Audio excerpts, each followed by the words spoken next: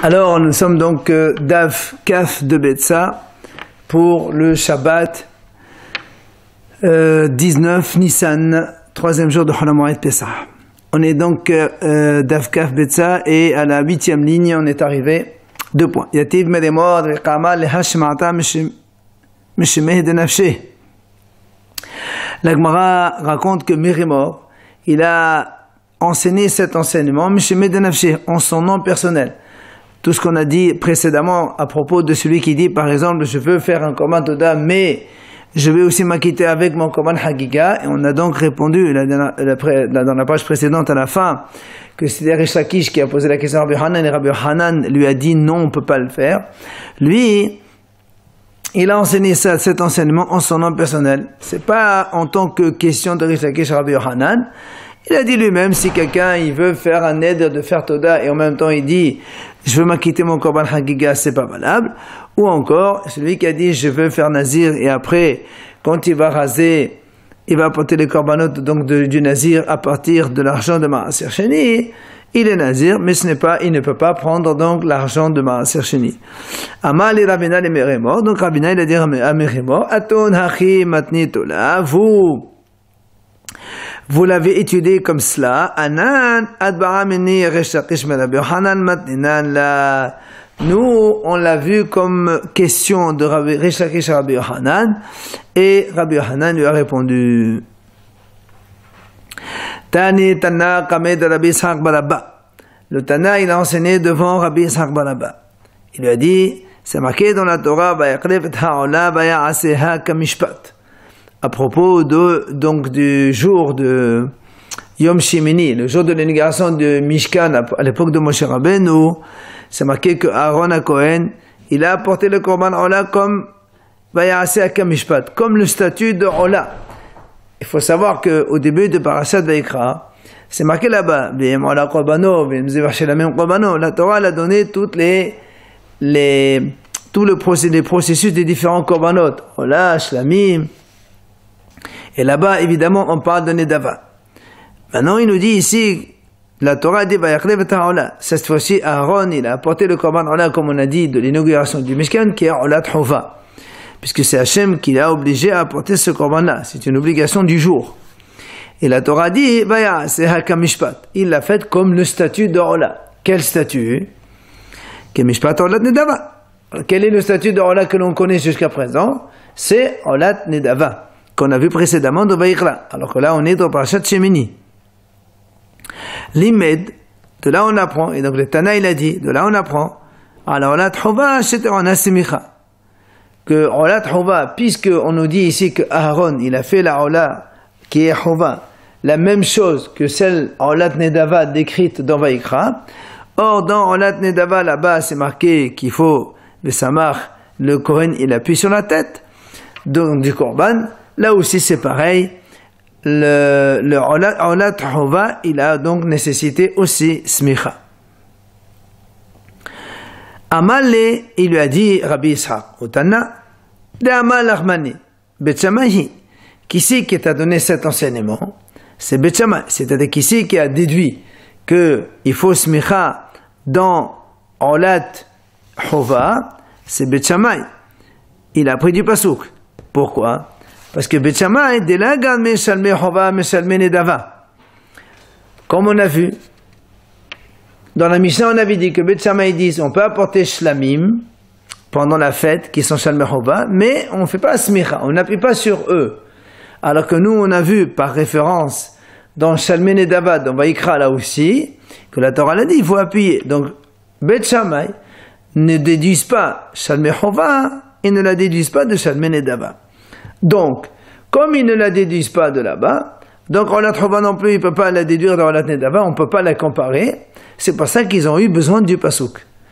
Parce que, de Bet Hillel, Rabbi Ishaq lui dit, car si tu dis que c'est Bet Hillel qui a enseigné cela, qui va de Gamne Shalme Chova, Meshalme Nedava, Olat Chova Namelet avec la de Gamne Olat Nedava. Si on dit que c'est Bet Hillel qui a entendu cet enseignement, ça ne peut pas marcher. Pourquoi? Parce que comme on a vu que Bet Hillel dans la Mishnah on dit, on apporte Korban Shlamim Chova de Yom Tov, et on appuie dessus Pourquoi? Parce qu'eux, ils apprennent ça dans le Shalmei Nedava. Donc, comme dans les Shlamim de Chova, ils apprennent de Shalmei Nedava. Donc, automatiquement, Olat Chova, ils apprennent aussi de Olat Nedava. Et donc, on n'a pas besoin de ce passouk ici. Alors, si tu as eu besoin de ce passouk, c'est que tu ne parles pas au nom de Beth Hillel, mais au nom de Beth Shammai. C'est là où l'Agmara lui dit, Umimai, qui t'a dit ça? Umimai de Beth Hillel, Shalmei Chova, Shalmei Nedava, Gamri. L'Agmara pose une question. Qui t'a dit que Beth Hillel, ils apprennent Shalmei Chova, les Shlamim Chova, de Shlamim de Nedava?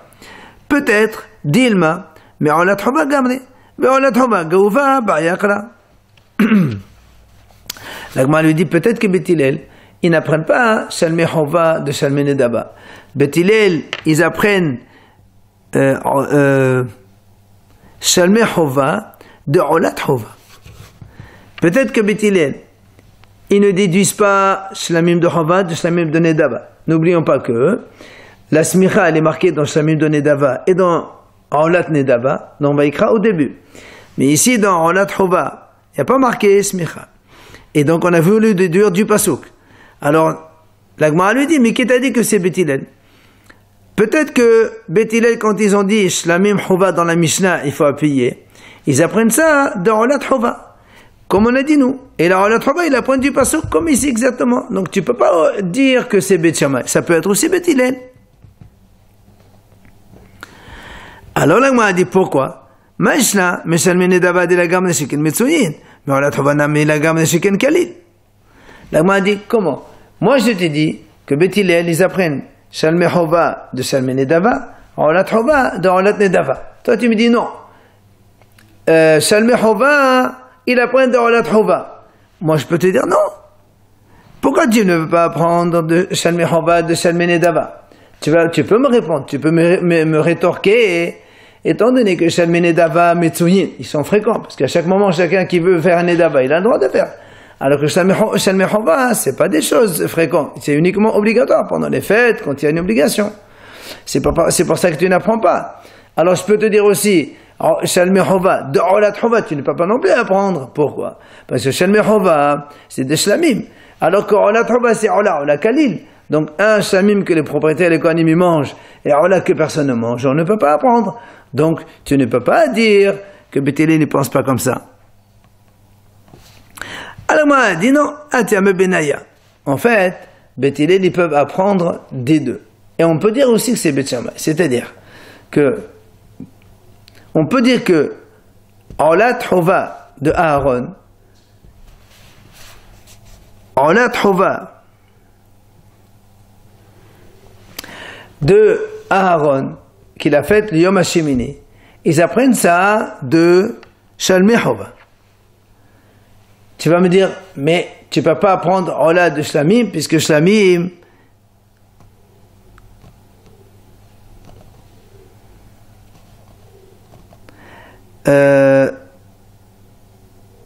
en fait, voilà, ce qu'il dit ici, c'est que Shalmei Chova, Beth Hillel, ils apprennent Shalmei Chova de Shalmei Nedava de Olat Chova, c'est ça.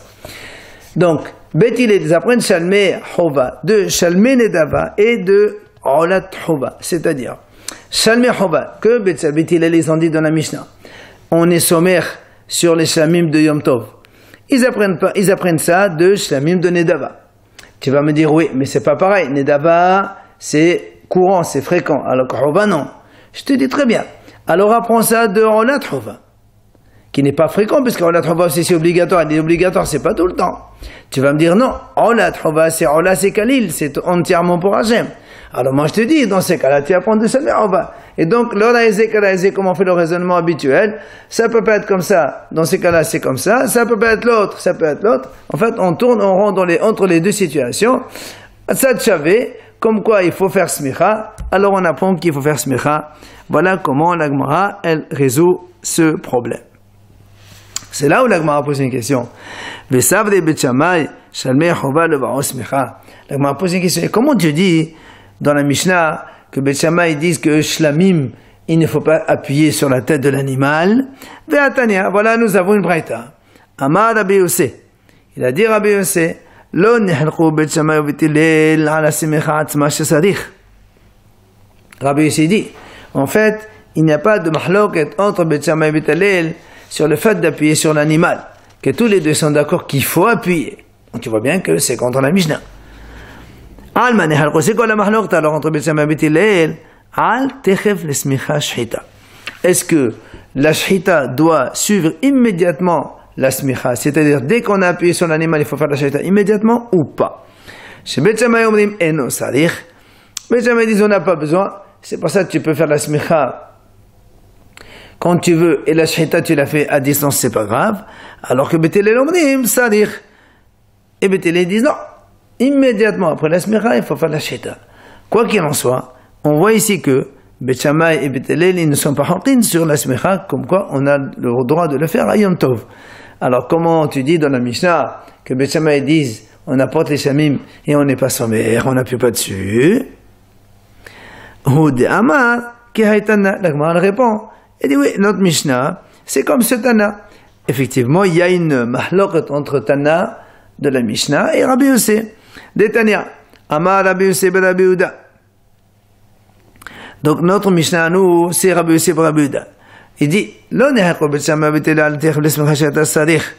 על מה נחלקו על השמחה עצמה, שבית שמאי אומרים אינו סריח, ובית הלל אומרים סריח.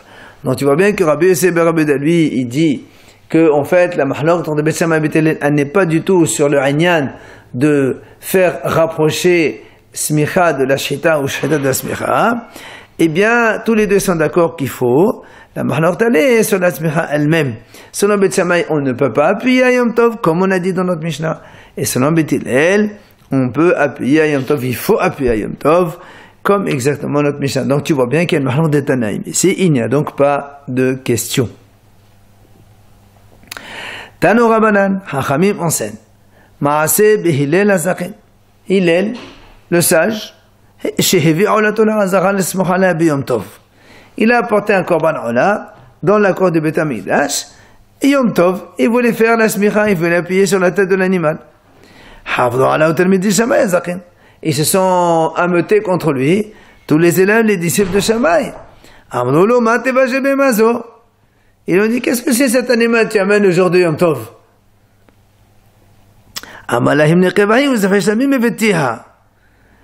En fait, on raconte que ça, c'était lui, Hillel, il a apporté un korban ola. Il a apporté un korban ola.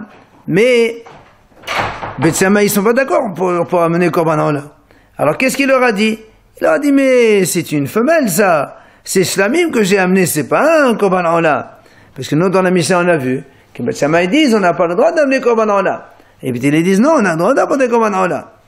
Oui, il leur a dit, et en fait, il leur a montré, soi-disant, dans l'arrière de l'animal, comme quoi c'est une femelle, et ils l'ont laissé.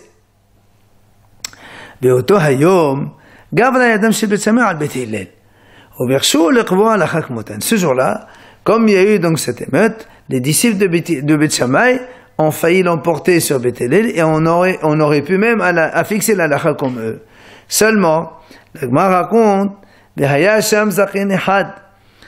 y avait là-bas un sage, et parmi les disciples de Shammai Hazaken, Uvava ben Bouta Shemo. Et il s'appelait ce sage Baba ben Bouta. Et lui, il savait que l'halakha est comme Bet Hillel. Comme quoi, on a le droit d'amener le Ola, donc, au Beth Amikdash le jour de Yom Tov. Qu'est-ce qu'il a fait? Le Shalach, Vehivi Kolson Kadash Birushalayim.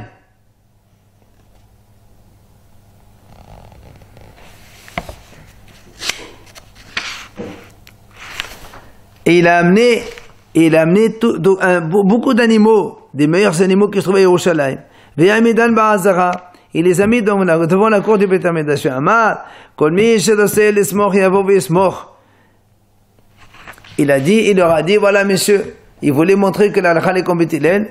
Il leur a dit, voilà, celui qui veut faire la smicha, il vient faire la smicha. Il a le droit d'appuyer.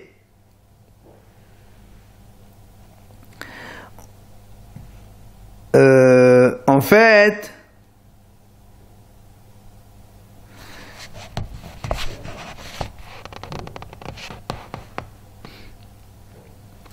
Donc, il voulait montrer la comme Bethilel. Il leur a amené un tas d'animaux. Il leur a dit, voilà, celui qui veut faire la smicha, il peut appuyer sur les animaux.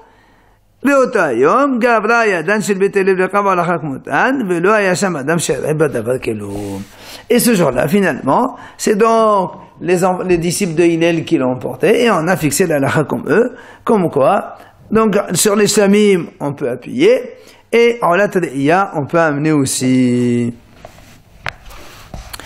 Shuv ma'aseh betalmid echad metalmidei Beit Hillel. La Gemara raconte un deuxième fait. Il y avait un autre disciple de Beit Hillel. Il a porté son korban ola au Beit Hamikdash pour faire la smicha. Mais ça, au talmid echad metalmidei Beit Shammai. Et il y avait là-bas un élève de Beit Shammai, et il a vu là-bas, il dit, qu'est-ce que tu viens faire? Tu veux faire la smicha et tu veux transgresser les paroles de Beit Shammai? Amalo, mazoshtira. Il dit, et toi, tu peux pas te taire? Il a crié, il a fait taire. Qui est l'eau? Tu sais pas que c'est la halakha comme Beit Hillel? Tu aurais pas dû parler, monsieur. Amal Abaye, à partir de cette histoire, Abaye dit, on apprend de cette histoire, un disciple de Torah. Quand quelqu'un te fait remarque, ne réponds pas au-delà de ce qu'il t'a dit. Sois bref comme il t'a dit. Comme il a parlé, ne réponds pas beaucoup plus. La preuve ici, l'autre il a dit, qu'est-ce que c'est que cette smicha? Tu vas appuyer sur l'animal, il n'est pas comme la halakha n'est pas comme vous. Et l'autre dit, mais tu aurais pu te taire au lieu de parler toi. Donc en fait, il n'a pas été très long au niveau de sa réponse. Tania, la Braïta raconte. Amrou lahem Beit Hillel et Beit Shammai. Beit Hillel, on dit à Beit Shammai, Uma, b'makom she'asu lehediot motan hagavua. Makom she'motan hediot enodin she'motan hagavua. À propos justement que le Beit Shammai, ils ont interdit d'apporter Olat et Yom Tov. On a vu dans la Mishnah. Alors le Beit Hillel leur dit, je comprends pas. Si déjà, Makom she'asu lehediot, c'est-à-dire le jour de Shabbat, nous, on n'a pas le droit d'apporter des korbanot pour nous. Mota la gavoa. Pourtant, pour Hachem, on fait les korbanot tamid de Shabbat sans aucun problème.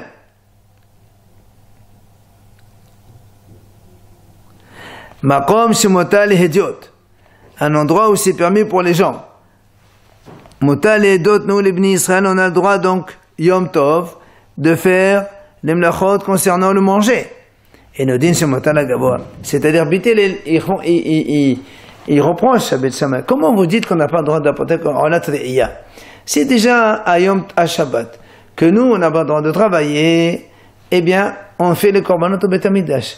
Yom Tov, où on a le droit donc de faire de la cuisine et tout ce qui est nécessaire pour nous, les besoins de les Achel Nefesh, eh bien, vous interdisez d'apporter Olat Re'iyah à Hashem.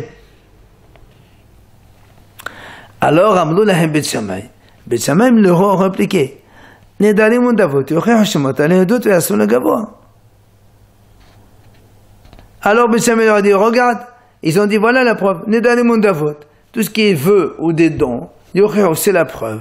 Shemot alehedot ve'asun legavoa. Eh bien, c'est permis pour les gens, mais c'est assour. La gavoa, c'est-à-dire si moi j'ai envie d'apporter aujourd'hui un olat nedava, vous êtes bien d'accord avec moi qu'on ne peut pas l'amener à Yom Tov. Pourtant, tu vois bien qu'à Yom Tov, vous aussi, c'est permis pour vous. Et c'est interdit pour Hachem. Alors pourquoi vous voulez faire différence avec olat re'iyah? Amrou lahem Beit Hillel. Beit Hillel leur ont répondu, Ma l'endanim undavot she'en chavo alehem zeman. Toma be'olat re'iyah she'chavo aleh zman. Alors Beit Hillel dit, mais qu'est-ce que vous comparez? Comment vous pouvez comparer les Nidarim et Nedavot avec Olat Re'iyah? Les Olat de Nedava et Neder et Nedava, ils n'ont pas un temps fixe. C'est-à-dire, c'est pour ça qu'on interdit de les amener à Yom Tov. Tu peux les amener demain, dans un mois, dans une semaine. Alors qu'Olat Re'iyah, Shechavu Alehem Zman, la Torah a dit, il faut que ce soit le jour de Yom Tov. Comment vous voulez donc que c'est assour? Vous dites-vous que c'est assour? Amrou lahem Beit Shammai. Alors Beit Shammai, ils ont répliqué, Avzo en kavwa lazman. Ils lui ont dit non monsieur, même en la tréia aussi, elle n'a pas de zman fixe. La preuve, dites-nan, Mishelo haq biyom tov rishon shel haq, horer veoler kol adak kullo biyom tov rishon shel haq. Bet Shammai dit à Beth Hillel, regardez, voilà Beth Hillel, c'est marqué, celui qui n'a pas pu faire Korban en la tréia le premier jour de Yom Tov, il peut le faire le deuxième, troisième, jusqu'au 8e jour. Donc tu vois bien que ça n'a pas un temps fixe. Alors, Beth Hillel leur réplique. Ils leur disent, non monsieur, avzo kavwa lazman. Même ça aussi, c'est kavwa lazman. Même Olat dont vous parlez, c'est celle-là, il y a un temps fixe, la preuve. Dites-nan, avad alegel belohar, et no hayabehayarayoto. La preuve, la Mishnah dit là-bas que si la fête elle est passée, c'est terminé, tu as plus besoin, tu ne peux plus te rattraper. Donc tu vois bien qu'il y a un temps fixe pour la Olat Re'iyah. Alors comment vous voulez comparer Olat Re'iyah avec Nedarim Mondavot? Nedarim Mondavot, c'est assour d'apporter à Yom Tov, je veux bien. Mais Olat Re'iyah, c'est motard. Comment vous interdisez? Amrou lahem Bet Shammai, wa lukva ne'ema lachem velo lagavoa. Alors Bet Shammai dit à Beth Hillel, pourtant c'est marqué dans la Torah, Ach Hashed Yachel Elechon Nefesh Ulevado Ya'aseh Lachem. Bet Shammai dit Lachem, ça veut dire pour vous. Et là, quand vous amenez en Olat Re'iyah, il n'y a rien à manger pour les bénis Israël, c'est tout Kalil pour Hashem, pour le Mizbeach. Donc on ne peut pas. Amrou lahem Bet Hillel, Va'alukva ne'ema Lashem, Kodel Hashem. Alors Beth Hillel le répond. Et voilà, on a vu le passage aussi, il dit donc tout ce qui est pour Hashem, on a le droit de le faire le jour de Yom Tov. Donc on l'a il y a aussi. Alors comment vous interdisez-vous? Alors Beth Shammai leur dit, alors comment vous expliquez lachem? Beth Shammai disent à Beth Hillel, voilà, il y a marqué dans la Torah, lachem ça veut dire c'est pour vous. Et là c'est pour Hashem, c'est pas pour vous. Alors ils leur disent non. Lachem velo lagoyim, lachem velo nechlavim. Beth Hillel leur disent non, la Torah qui a précisé Yachel lechonem veshole vado ya'aseh lachem, c'est pour vous dire, vous les bénis Israël, vous avez le droit de cuisiner pour vous, mais on n'a pas le droit de cuisiner donc le jour de Yom Tov pour un goy, ou on n'a pas le droit non plus de cuisiner le jour de Yom Tov pour des animaux. Ça c'est assour, c'est ça le lachem qu'il est venu exclure. Mais lachem, c'est pas venu pour exclure l'Hachem, parce que pour Hachem, il y a un pasuk qui dit v'chagotem odar l'Hachem, donc les deux c'est valable. Et c'est pour ça que Beth Hillel en dit, on a le droit d'amener Olat Re'iyah beyom Tov. Abba Shaul omra belashon acheret. Abba Shaul, il dit cet enseignement d'une autre façon. Comme quoi, Beth Hillel, ils permettent d'amener Olat Re'iyah. Uma b'makom shekiratra, c'est Uma kiratra bach petuha. B'makom shekiratra petuha, et ne den shekiratra bach petuha. Abba Shaul dit comme ça. Si déjà, le Kal Vachomer, il est fait de cette façon. Si déjà, le Shabbat, ou kiratra, c'est Uma, c'est-à-dire ta cuisinière à toi, elle est fermée. On n'a pas le droit d'allumer le feu le jour de Shabbat. Pourtant, kiratra bach petuha. Le Mizbeach, il brûle les korbanot le jour de Shabbat dans le Beth Amikdash. B'makom shekiratra petuha. Là où ta cuisinière elle est ouverte, puisque à Yom Tov on a le droit de faire la cuisine, et nous disons a fortiori que la cuisine d'Hachem aussi elle doit être ouverte et le Mizbeach doit travailler, donc c'est pour ça qu'ils disent Beth Hillel, on a le droit d'amener Olat Re'iyah b'Yom Tov. V'chen Badin, et encore plus ils disent dit Abba Shaul shelo yeh shulchancha maleh v'shulchan rabbecha arichan. Que pas, si tu dis qu'on ne peut pas apporter Olat Re'iyah, ça veut dire que toi, ta table chez toi à la maison, c'est plein de repas, parce que pour que tu manges le jour de Yom Tov, le jour de Yom Tov, tu remplis ta table de manger, et plein de repas, etc. Et la table de Shem, elle est vide, tu n'amènes pas Olat Re'iyah, c'est pas possible. Alors, la Gemara dit, B'maïcha mefalre. C'est quoi la mahlokot entre les deux avis, c'est-à-dire, c'est pas un avis, c'est le même avis, mais donc argumenté différemment. Le premier qu'on a vu tout à l'heure, et ici, de Abba Shaul. C'est quoi la différence?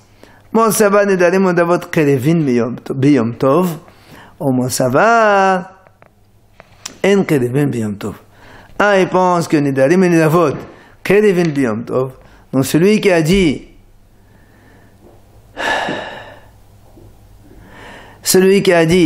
que ta cuisine elle est remplie, là aussi celle d'Hachem aussi, il dit que les Nedarim Udavot aussi on les amène à Yom Tov.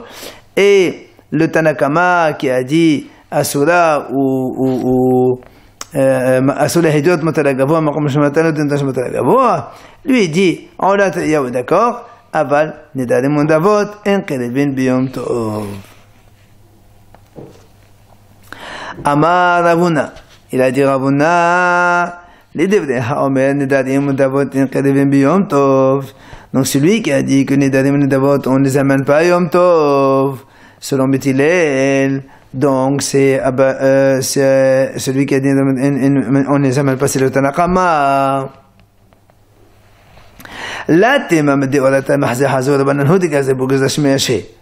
Ne crois pas que Minatora c'est Moutar, mais c'est seulement que c'est Rat Hachamim, parce que Hachamim ils disent, pourquoi ils disent Hachamim n'amène pas Nedarim Udavot à Yom Tov? Parce que Hachamim craignent, Shemi Haché. Parce que des fois, un homme, il a un nez là-bas. Il dit, j'attends. Je l'amène pendant la fête. Et après, pendant la fête, il va avoir un incident, il ne va pas les amener. Hop, et Hashem, après, on va battre. Hachamim disent, non. Tu n'amènes pas Nedarim Udavot Biyom Tov. Dès que tu as fait Nedarim Udavot, tu les amènes comme ça, tu ne risques pas de tarder. Ne crois pas que c'est ça la raison. Et là, Afelum de Oratanami, la Haz. Même Minatora, c'est pas la ouïe. C'est-à-dire, on n'a pas le droit d'amener Nedarim Udavot, Minatora, Biyom Tov. Pourquoi? Où tu apprends ça? La Gemara dit, Deha shete haleh, Dehavat ayom ninu, Belikal masa shimeashe, Benodou hilet tashamat oliyom tiyom tov. L'après, il dit, regarde les shete halechem, c'est-à-dire les deux pains que l'on fait, qu'on amène avec Vassar Aser, le jour de Shavuot, et bien aussi, ce sont Havatayom, c'est obligation du jour. Et il n'y a aucune crainte que quelqu'un y tarde ou pas y tarde, c'est pas Nedarim Udavot. Et pourtant, ça ne repose pas ni Shabbat ni Yom Tov. Donc tu vois bien que Minatora, c'est donc Asur.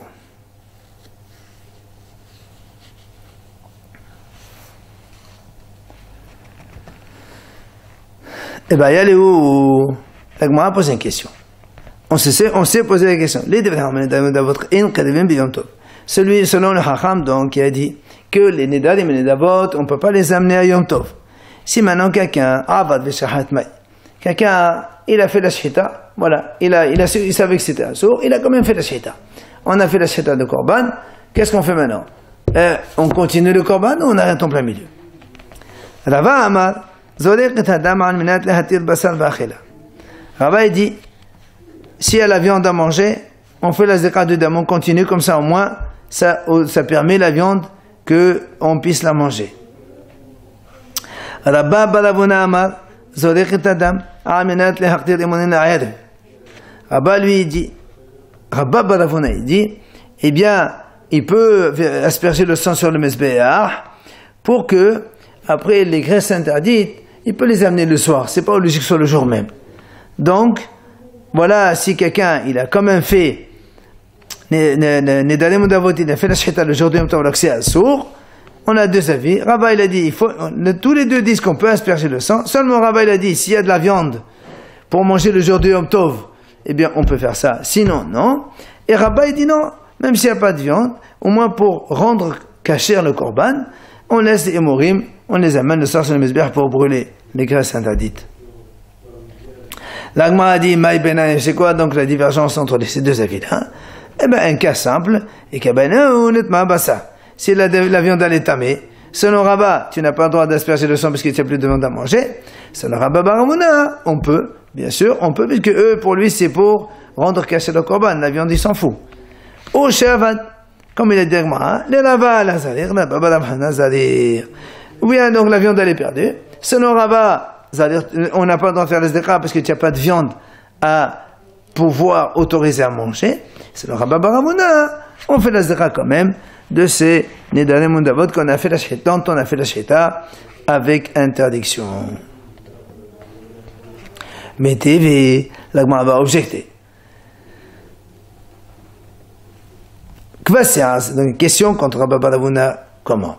Kvasias Seret, donc les deux agneaux de Shavuot. Chez Shehatan, chez l'Olishma. il a fait la shita chez le Nishman. C'est-à-dire, au lieu de faire Shalmei Tzibur, il aura fait Korban Ola, les Shem Ola. Ou chez Shehatan, Ben Lefnez Manan, Ben Lehaz Manan. Ou bien il a fait la shita avant le temps ou après, c'est-à-dire avant Shavuot ou après Shavuot. Hada Mizalek. Si on a fait la shita comme ça avec interdiction, on asperge le sang. Et la viande on la mange. Maintenant, Shabbat. Si maintenant c'était le jour du Shabbat, qu'on n'a pas le droit de griller la viande, on ne peut pas manger, il n'a pas le droit d'asperger le sang. Ici quand même il a fait la zakra, il a aspergé sans le savoir. Eh bien c'est à griller, et il laissera, il prendra les graisses interdites et les mettra sur le mizbeach à la sortie du Shabbat. Et là, moi, déduit, qu'est-ce qui a marqué? Ici, il a aspergé, c'est-à-dire, on parle d'a posteriori. Machma que a priori, il n'a pas le droit d'asperger. Donc, tu vois bien que s'il a fait la shita avec interdiction le jour du Shabbat, il n'a pas le droit d'asperger. Alors, comment Rabba bar Ravuna, il a dit non, il fait la sdeka quand même uniquement pour les hémorim le soir, pour jeter les hémorim à la sortie du Shabbat. Beshama, c'est ce que la Gemara a dit. Beshama les Rabbaniha, selon Rabba, il a dit, quand il y a la viande à manger, on fait la sdeka. Ici, comme c'est Korban Ola, il n'y a pas de viande à manger, il a dit, on fait pas la sdeka. Et là, le Rabba bar Ravuna kasher. Pourquoi Rabba bar Ravuna, il a dit, si c'était Shabbat, il n'a pas le droit d'asperger. Ben, il asperge, et il prend les hémorim, il les fait donc brûler le soir, le samedi soir, la sortie de Shabbat. Là, on m'a dit, Kasha, tu as raison, c'est une bonne question. Ou bien je peux te répondre, c'est un échou de Shabbat, mais c'est votre Yom Tov. On m'a dit, non, ça peut être aussi Rabba Bona, il n'y a pas de question comment. Le Shvot de Shabbat et le Shvot de Yom Tov, c'est différent. Ici, on parle de Shabbat. C'est pour ça qu'on a interdit d'asperger. Et nous, jusqu'à présent, on a parlé de Yom Tov. C'est pour ça que Rabba Baravuna, il a dit que l'Indarim, on d'abord qu'on a amené à Yom Tov et qu'on a fait la Sheita. Eh bien, le Shvut de Yom Tov, l'interdiction de Chachamim de Yom Tov, elle est moins importante. C'est pour ça que si tu as fait la Sheita, ben, tu peux faire la Sdeka, qui est une interdiction de Shvut de Chachamim, pour pouvoir amener les graisses interdites le soir, donc à la sortie de la fête. Alors que pour Shabbat, on est plus mahmir, et donc on ne tolère pas ce genre de choses. Et donc il n'y a pas de question contre Rabba Barabuna.